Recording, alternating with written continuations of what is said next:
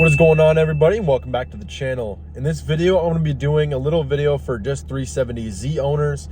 So I've had this car for a while now, and all of a sudden the brake light turns on after just kind of regularly driving, not going too hard or anything. The brake light will come on, and then about 10 seconds later, if I keep driving, the VDC light will turn on, and it will stay on for a periodic time and then turn off once I shut the car off and turn it back on.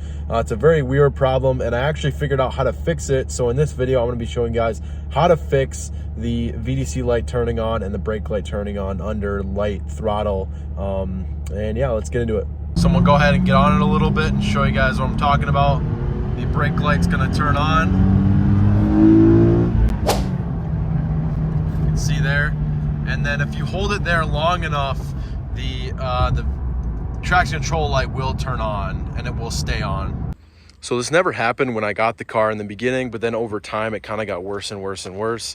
So what I did is I just popped the hood and then popped the brake fluid cover here. And as you can see, my clutch fluid is below the minimum and my brake fluid can be filled up more. It's at the middle, but I'm gonna go ahead and fill them up.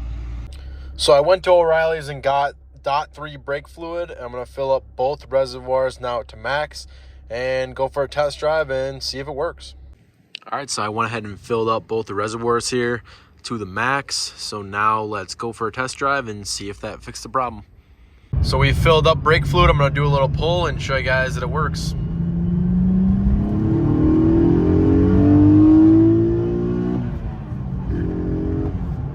There we go.